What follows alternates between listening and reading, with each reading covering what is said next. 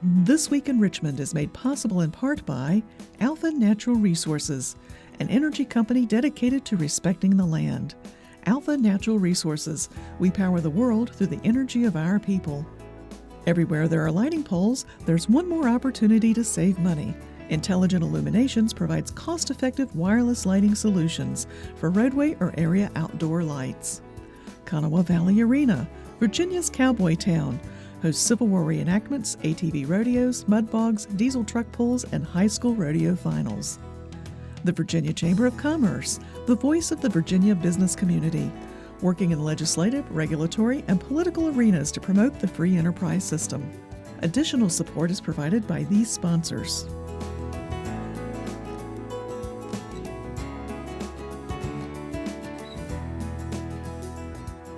And by the members of Virginia's public television stations. Thank you.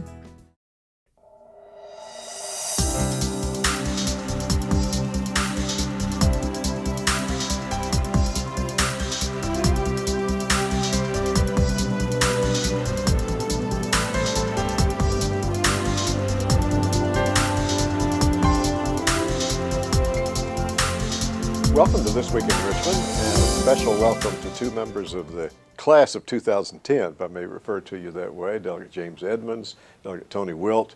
Thank you both for being on This Week in Richmond and for talking with our viewers about issues that you've worked on this session.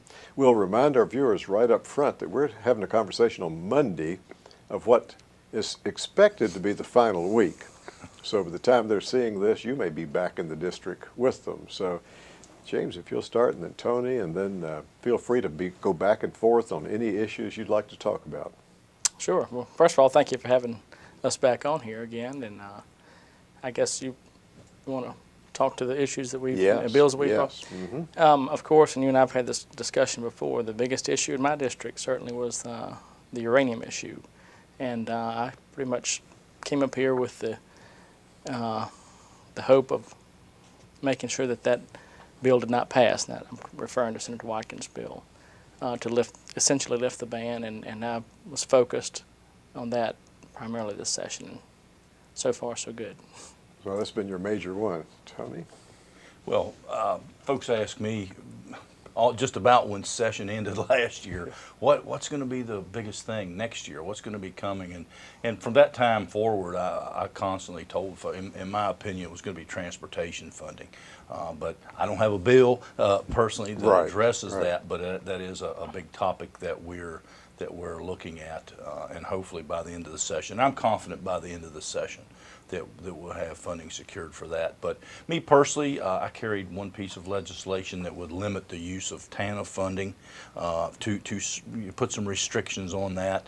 I thought that folks, the taxpayers, supply those monies, and so it's only right that it be used for responsibly. And that's not to say that most of the folks that receive that abuse it, but I think that we need to be as prudent as we can with all that funding.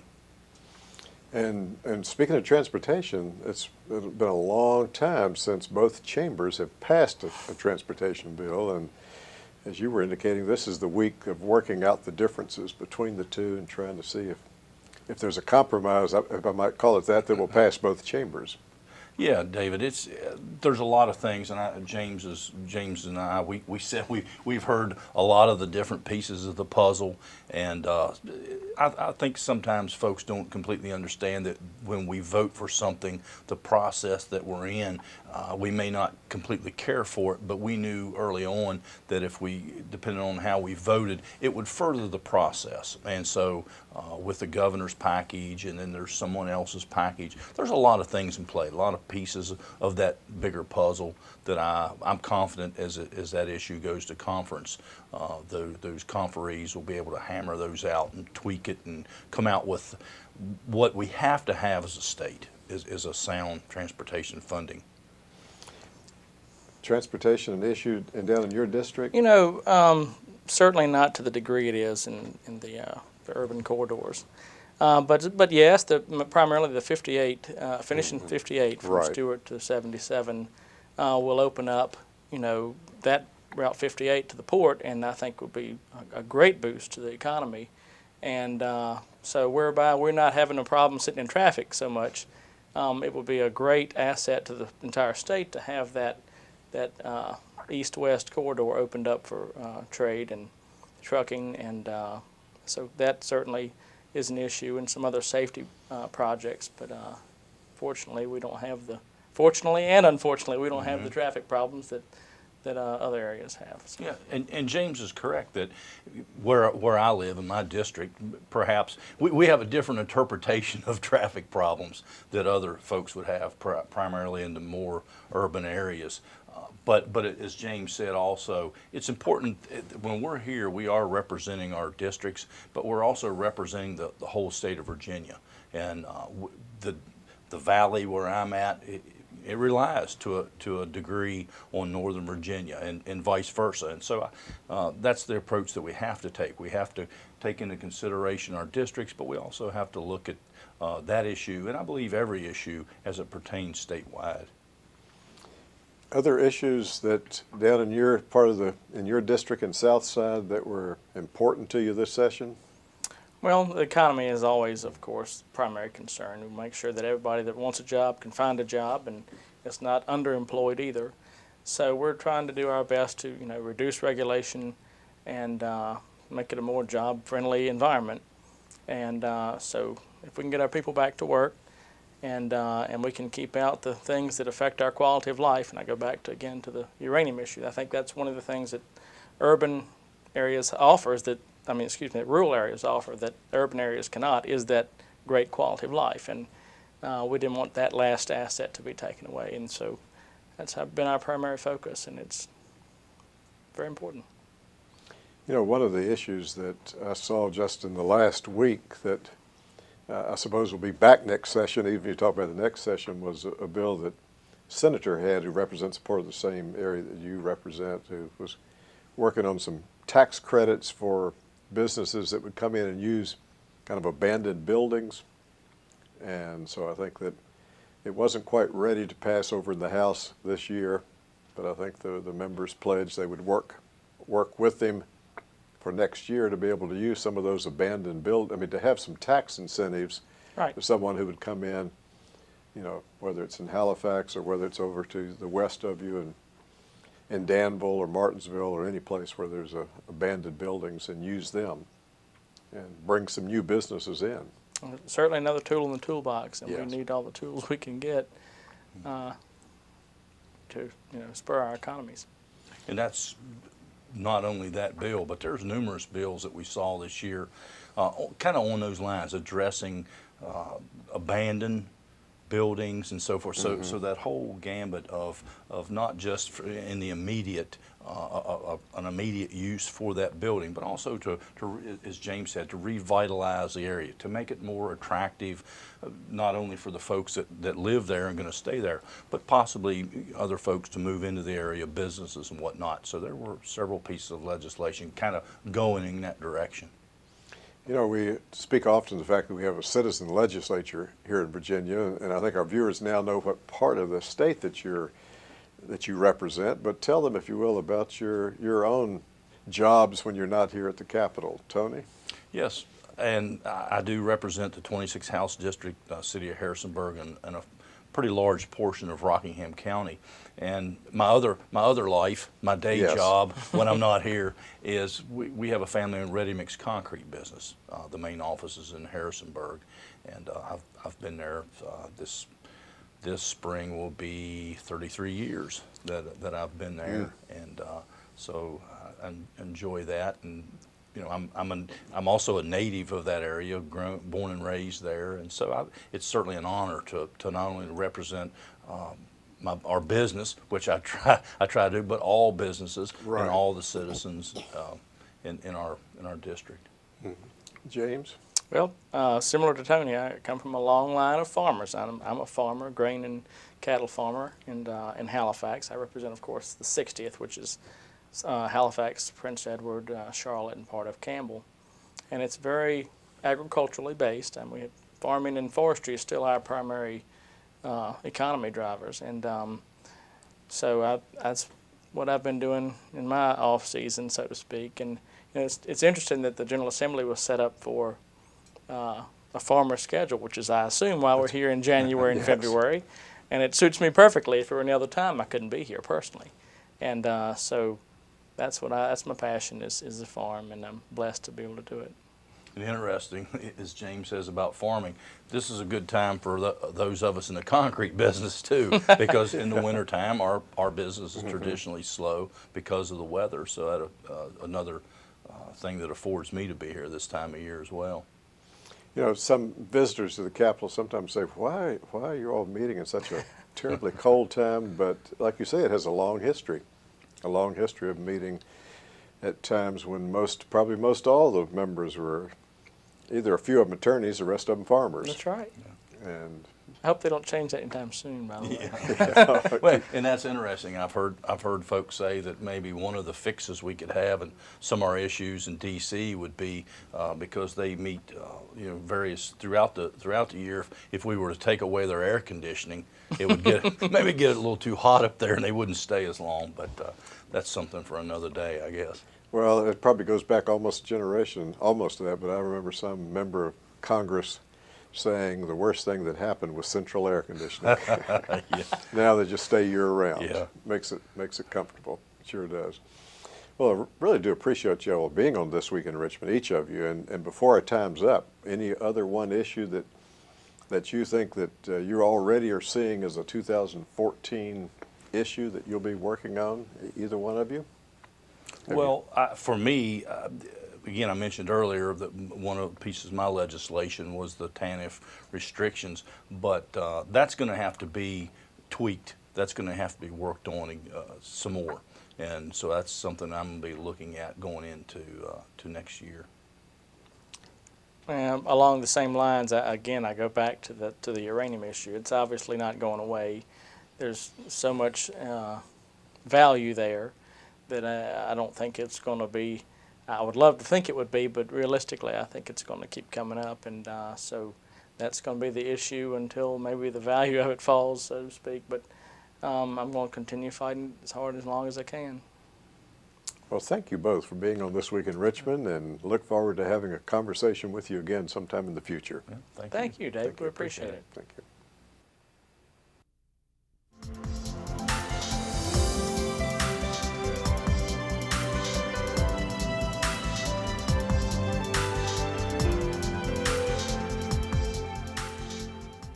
As we welcome our viewers back to This Week in Richmond, delighted to welcome Delegate Kory. Glad to have you with us. Thank you so much. And our other guests in this show were class of 2010, the same class that you came in. Oh, you're focusing on the good class. That's right. That's right. A large class of people who were elected Yes. that year, and most re-elected again in 2012. So Yeah. I significant. remember being told that it was unprecedented that there were so many new delegates, and it must have changed the tone of the General Assembly. No, just a quick aside. Some people talk about term limits, and whenever I'm involved in a conversation, I say, well, let's look at the seniority in the House, and 1/2 of the members, I think, have been elected since 2006. Oh. And so, Wow. while there are some that are quite senior in number of years they've served, there's always a fair amount of turnover. Yeah. So self-selection. It is. But appreciate your being here to talk with our viewers about any legislation that you have interest in, whether it was primarily for Northern Virginia and Fairfax, the part of Fairfax you represent, or legislation that has some statewide implications too. So start us off with any bill that you'd like, any legislation. Oh, this is like being given a blank slate. Yes. Thank you. Oh, you're most welcome. Well, there are a number of different areas that I filed legislation this year, and one of the bills that I filed was a repeal of the ultrasound requirement that was voted into law last year. And I, this year, am the chair of the House Women's Reproductive Health Care Caucus. And so I have been organizing meetings. We meet once a week and talk about the different pieces of legislation. This year we've been talking about the rapid failure of the pieces of legislation that had anything to do with women's reproductive health, whether it was repealing some things that were enacted last year or trying to prevent constriction of insurance coverage of, for example, contraception in the coming insurance exchanges. Every single bill that we followed had a short lifespan, and there was the suppression, I guess, of those bills was very well done. Most of the meetings were late Friday afternoon when not that many people are around and no press, so it was very clear that social issues, especially the controversial ones that women's reproductive health care represent, were not going to come to the forefront of this session, which gives me an added responsibility in the sense that we still have the same problems we had when the session started. So I am working with a larger network of women's groups to ensure that these issues are mentioned in the upcoming elections and that we prepare for next session. And I hope we'll be more successful. This morning I had an amendment to a bill which was about what the recipients of TANF funds, assistance for needy families, can and cannot spend their assistance money on. There's a long list of items that they're not allowed to spend that money on. Alcohol, gambling, lottery tickets. And I had wanted to add to it that the TANF funds were, the right to use TANF funds to purchase contraceptives would be unabridged. But the voices of quiet figured out what I was doing, and that bill went by, and there were no opportunities to amend it from the floor. So I just have to save all that for next year. And there are other issues I was concerned about too, mostly education and environmental issues. Stay with the contraceptive issue a bit more. The healthcare exchange and the healthcare law. Yeah. What is the status right now, or you see it in the coming months with regards to contraception being covered or not being covered? It's of course unclear right now, and we have some legislation that's likely to have final passage and be signed by the governor that gives the State Corporation Commission some authority over the exchanges once they are developed.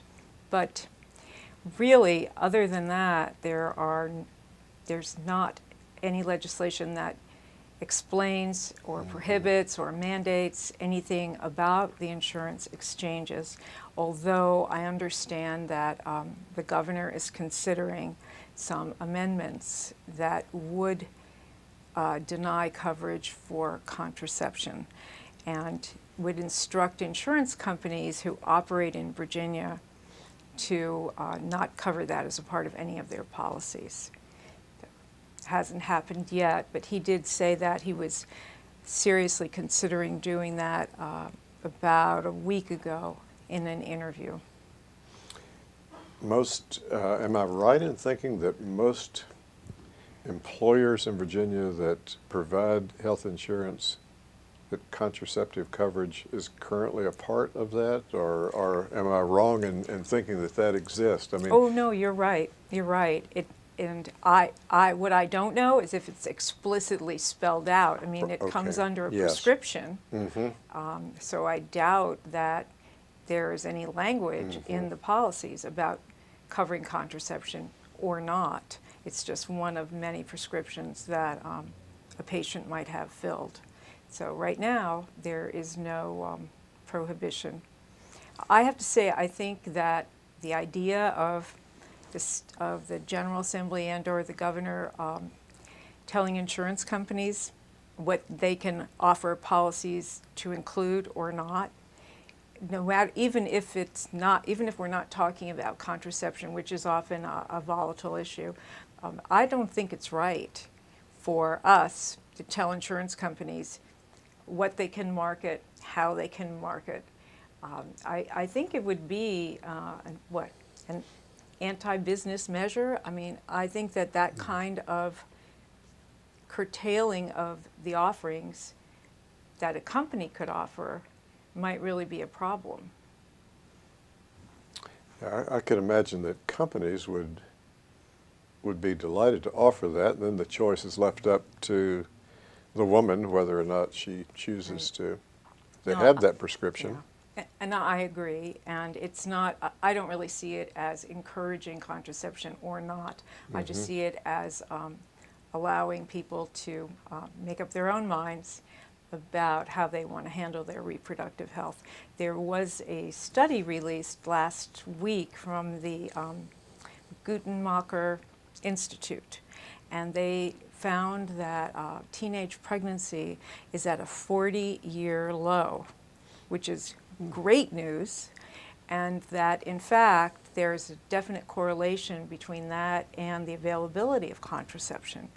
And you might also have read some recent economic studies that show that family lifetime earnings potential is not unrelated to at what age the children in the family are born. So I think that we really could be looking at this as much more of an economic issue than we have been. Other issues that I know have been important to you before you came to the General Assembly and here, while you're here, is education. Yes. And yes. so tell our viewers some about how do you see the education bills that have come before you, and what's your report card on education issues this session? Overall, I am disappointed. Last year, I think we improved the legal status of public charter schools, and made it a little more, made our state a little more inviting to proposals to the public school system. And a lot of people don't, here's an aside, a lot of people don't understand that the Virginia law is about charters is only about public school charters. It has to be under the purview of the local school board, and no other way. And I have been involved in a proposal in my district for a charter school.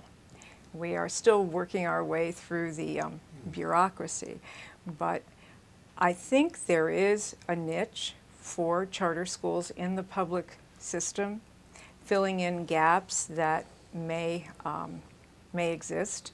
However, if there are school systems that don't have any gaps, you know, I don't think that we should be judging the quality of our education by the number of charter schools a system has. This year, however, I have been disappointed with some of the legislation that is still not, its fate is still not determined. And the one that I find the most problematic is, perhaps you have heard about it, forgive me, I don't remember the bill number, but it allows the state to take over a school that has been persistently failing without negotiation or agreement from the locality or the parents or any other teachers that have anything to do with the school. And also, it allows the state, once the school is officially taken over, to appropriate the per pupil expenditure from the locality. And I'm sure you know, but maybe your viewers don't, that the amount of money that a locality spends per pupil is not only state money. You know, there's a definite local match. Yes. Fairfax County, I know, is not in the same doesn't have the same ratio that many other systems do, but in Fairfax, it's around 20%. That would be a high of how much state money is put into our per pupil expenditure. So I find it very problematic that the state would take over a school and then take local funds, as well as taking back, so to speak, the state funds. You know, I wish we had more time, but would you believe it's I up. talk too much. It is up. No, it's up. But Okay. I tell our viewers to look into those bills and others as the session's winding up. Thank Delegate you. Kory, thank you so much for being on This Week in Richmond. Thank you so much. We thank you. I really appreciate the opportunity. Thank you.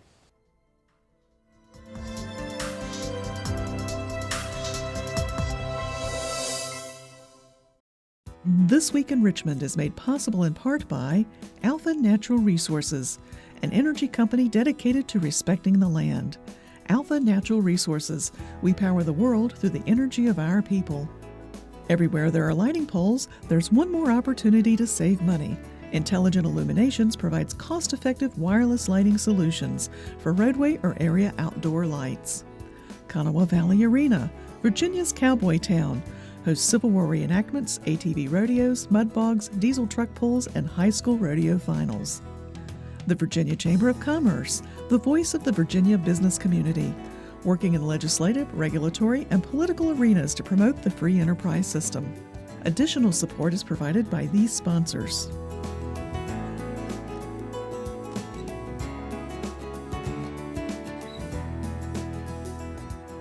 And by the members of Virginia's public television stations. Thank you.